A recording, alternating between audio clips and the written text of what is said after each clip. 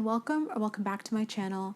My name is Sterling and I'm the artist here behind Cactus Lady Creation, and in this video I'm going to share all about how I design digital crochet patterns from ideation all the way to publishing and releasing it out into the world. And I know that when I was first creating patterns, I found the entire process a bit daunting. I was a bit overwhelmed about how to go from writing the pattern to releasing it, and I didn't find a lot of resources or advice about the process. So I'm hoping that this video can serve as some guidance for some of you out there and be the video that I wish that I saw when I was getting started. So if you're also a fiber artist and wanting to dip your toes into pattern design, or you're just curious about how it all comes together, then this video is for you. And I'm also going to be sharing a design tool that I love to use to lay out the patterns to be nice and aesthetically pleasing and beautiful, and that's by using Kittle, who's the sponsor of this video,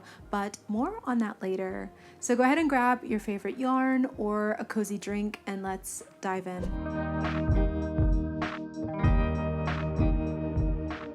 So at first, I like to start with inspiration, sometimes a seasonal idea or a more cozy Halloween piece, or maybe a springtime motif, or maybe even something more niche like cottagecore or festival wear. I like to keep a running list on my phone and my Pinterest board.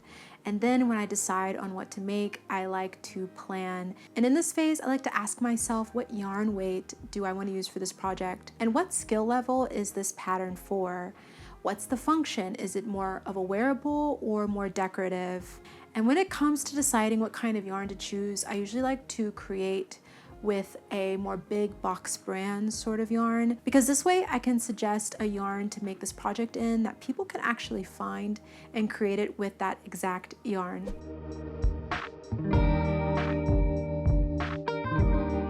One of the first things that I like to do is swatch.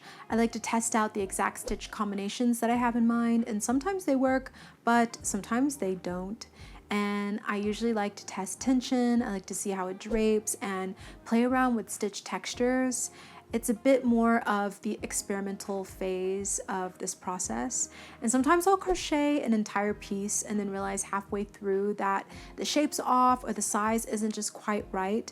And then I just frog it. This part does require a bit of frogging and adjusting stitch counts, maybe even adjusting the hook, or just shifting the whole construction style. And then as I go, I'm just taking a lot of notes. I like to jot everything down in my journal, or even just jot it down in my phone notes if I'm on the go.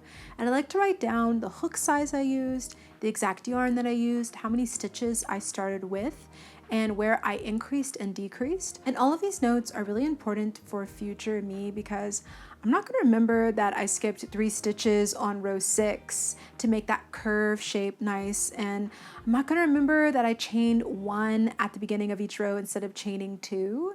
And so all of these notes are just really important so that I can actually remember what I did. And then once I finally land on a version that looks and feels good, then it's time to move on to actually writing the pattern.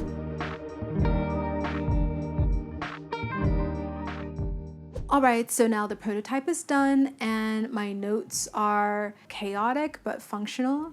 And now it's time to turn all of that into an actual readable pattern. And this is the part that honestly takes a lot longer than people think, because if you want it to be a bit more beginner friendly and easy to follow, you want it to be easily understood. So I start by creating a fresh document, usually in Google Docs, where I can access it from anywhere. And then I like to plug in all of the details: materials, hook size, yarn weight, gauge, final measurements, skill level, abbreviations used, and all of that nerdy stuff that we skim over but we really need.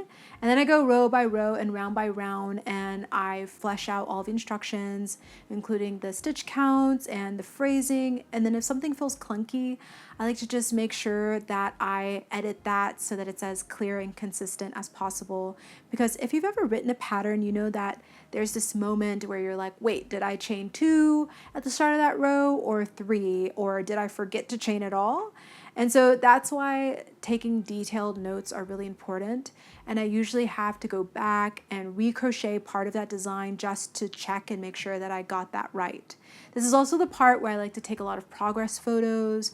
I like to take close-ups, flat lays, and even photos of trickier sections. And this is all important for going into the final pattern and photos for that pattern, because clarity is everything. If someone buys my pattern, I want them to feel supported from start all the way to finish, even if it's their first time trying a project like this. So I'll make sure to add stitch explanations, tips, links to video tutorials that I've made, and sometimes even diagrams. And once the draft is written, I'll usually set it aside for a day or two, because editing your pattern with fresh eyes is really important to make sure you catch anything that you need to edit. And this way I also can catch typos or instructions that just don't make sense when I come back to it later.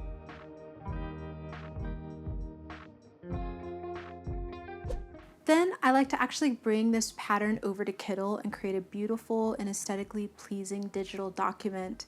I use Kittl to make the cover and the layout of each part of the pattern, from the materials and notes to each step, so that it flows nicely and is easy and fun to read for the maker reading this pattern. And I love how easy it is to actually change out the colors so that they match my brand, and drag in little icons and elements that make my PDF feel unique without me actually having to be a graphic designer. They have nice fonts that you can play around with, add texture and vintage graphics, and really intuitive layout controls. So if you've ever struggled with making your patterns look as good as they are, like getting that clean, cohesive look that people actually want to download and read, then Kittl makes it super intuitive. So if you want to give Kittl a try, you can check out the link in the description box. And if you want to try out the paid plans, you can use my code CactusYT and receive 25% off of your first month or year with Kittl. And after I feel like it's in a nice solid place, that's when it's ready for testing.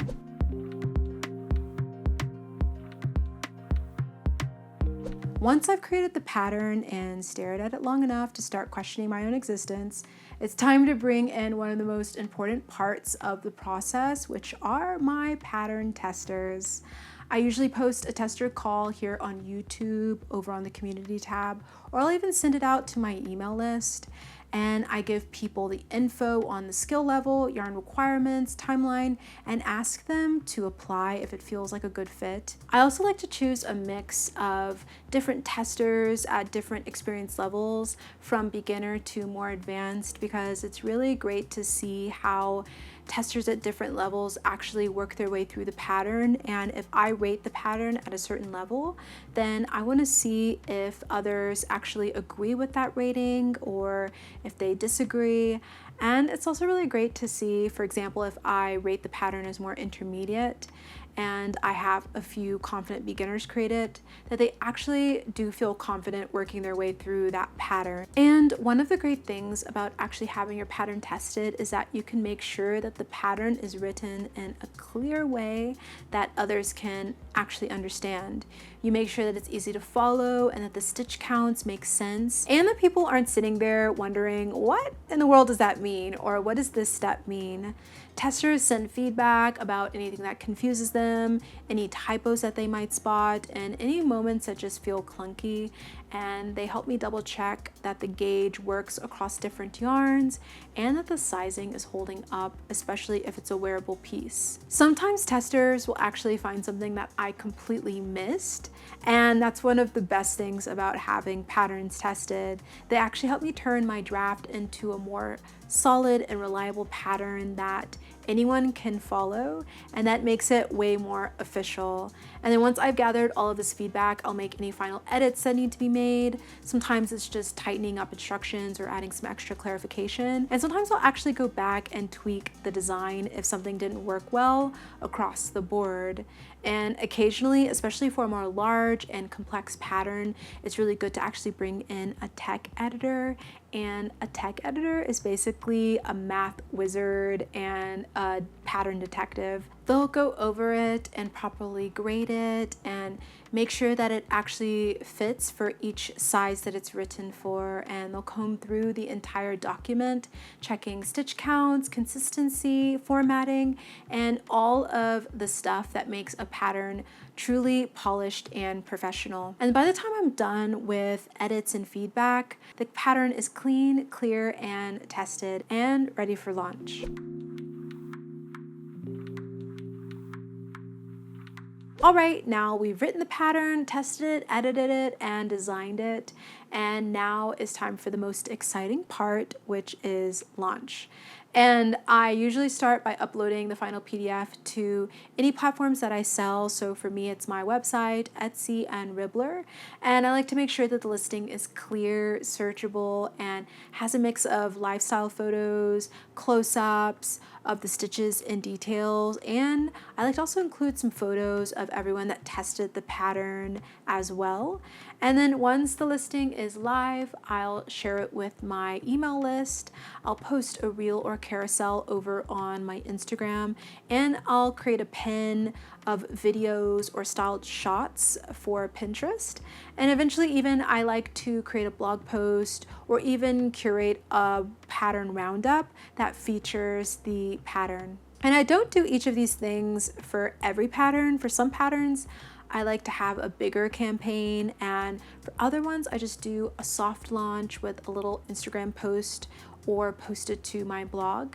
It really just depends on how involved the pattern is. And then one of my favorite things about this whole process is seeing what others create with my designs that were in my own head and seeing their own spin on it, from choosing some different colors or styling it in their own way and just adding their own touch to the piece. And that's the full process of how I design my digital crochet patterns, from inspiration all the way to launch day. And it's a lot of work, but it's also incredibly rewarding to see each design come to life and actually live out there in the world. So I hope that this gave you a peek behind the scenes and maybe even sparked some of your own ideas for your own creative process.